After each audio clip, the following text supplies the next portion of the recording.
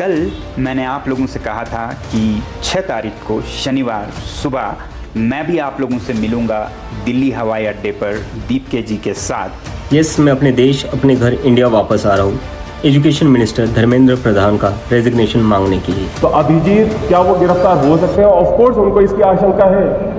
नमस्कार, मैं हूं सिद्धार्थ प्रताप सिंह और आप देख रहे हैं संवाद लाइव। 6 जून को दिल्ली के जंतर मंतर पर एक बड़ा प्रदर्शन होने जा रहा है। इस प्रदर्शन का ऐलान कॉकरोच जनता पार्टी यानी सीजेपी के संस्थापक अभिजीत दीपेक ने किया है। अभिजीत दीपेक फिलहाल अमेरिका में हैं और उन्होंने कहा है कि वे भारत लौटकर शिक्षा मंत्री के इस्तीफे की मांग को लेकर शांतिपूर्ण प्रदर्शन करेंगे। लेकिन इस प्रदर्शन से पहले सीजेपी ने एक बड़ा कदम उठाया है। पार्टी ने अपने 3 नए प्रवक्ताओं की घोषणा की है जो अब आंदोलन और पार्टी का पक्ष जनता और मीडिया के सामने रखेंगे। सबसे पहला नाम है सौरभ दास का। सौरभ दास एक खोजी पत्रकार हैं और उन्हें सीजेपी का मुख्य प्रवक्ता बनाया गया है। पार्टी का कहना है कि सौरभ दास ने कई सामाजिक, कानूनी और न्यायिक मुद्दों पर काम किया है और अब वो पार्टी की आवाज बनेंगे। दूसरा नाम है विजेता दाहिया का। विजेता दाहिया एक लेखक, राजनीतिक शोधकर्ता और फिल्मकार हैं। पार्टी के अनुसार वे रिसर्चर और राजनीतिक विश्लेषण के अनुभव के साथ संगठन की बात लोगों तक पहुंचाने का काम करेंगे। तीसरे हैं आशुतोष रांका। आशुतोष रांका आईआईटी कानपुर और लंदन स्कूल ऑफ इकोनॉमिक्स के पूर्व छात्र हैं। उन्होंने विदेश में भी काम किया और अब पार्टी की राजनीति और कम्युनिकेशन टीम का हिस्सा होंगे। यानी 6 जून के प्रदर्शन से पहले सीजेपी ने अपनी पूरी प्रवक्ता टीम तैयार कर ली है। हालांकि इन नियुक्तियों के बाद विवाद भी शुरू हो गया है। बीजेपी नेता तजिंदर पाल सिंह बग्गा ने सोशल मीडिया पर कई पोस्ट करके सीजेपी और उसके नेताओं पर सवाल उठाए हैं।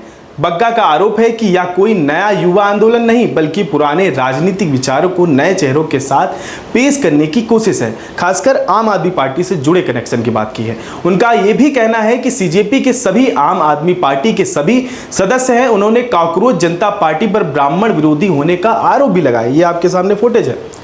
इसके साथ ही उन्होंने पार्टी के मुख्य प्रवक्ता सौरभ दास को निशाने पर लेते हुए दावा किया है कि उनकी नजदीकियां दिल्ली दंगों के आरोपी उमर खालिद से रही हैं। आपके सामने ये फुटेज है।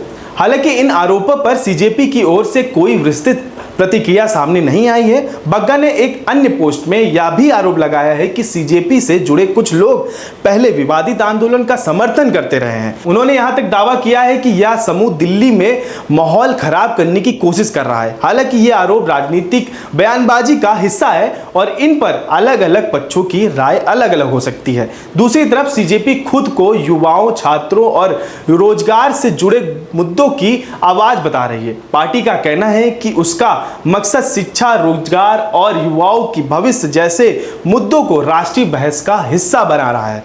इसी बीच इस आंदोलन को एक बड़ा समर्थन भी मिला है। लद्दाख के प्रसिद्ध शिक्षाविद, पर्यावरण कार्यकर्ता और रेमन मैग्सेसे पुरस्कार विजेता सोनम वांगचुक ने कहा है कि अगर 5 जून तक शिक्षा मंत्री इस्तीफा नहीं देते हैं तो 6 जून को जंतर मंतर पर होने वाले प्रदर्शन में शामिल होंगे। सोनम वांगचुक का नाम देश भर में शिक्षा और पर्यावरण से जुड़े आंदोलनों के लिए जाना जाता है। ऐसे में उनका समर्थन इस आंदोलन के लिए काफी महत्वपूर्ण माना जा रहा है। अब सवाल यह है कि क्या सीजेपी सोशल मीडिया की लोकप्रियता को जमीनी समर्थन में बदल पाएगी? क्या 6 जून का प्रदर्शन देश भर के युवाओं को जोड़ पाएगा या फिर यह आंदोलन कुछ समय बाद सिर्फ सोशल मीडिया तक ही सीमित रह जाएगा? फिलहाल इतना तय है कि अभिजीत दीपेक की वापसी, 3 नए प्रवक्ताओं की नियुक्ति, बीजेपी के आरोप और सोनम वांगचुक के समर्थन ने इस पूरे मुद्दे को राष्ट्रीय चर्चा का विषय बना दिया है। अब सबकी नजर 6 जून पर है, जब दिल्ली के जंतर मंतर पर होने वाला यह प्रदर्शन अपनी असली ताकत दिखाने की कोशिश करेगा। आप इस पूरे मामले को कैसे देखते हैं? अपनी राय हमें कमेंट करके जरूर बताएं और ऐसी ही खबरों के लिए मेरे साथ जुड़े रहें। संवाद लाइव, मैं सिद्धार्थ।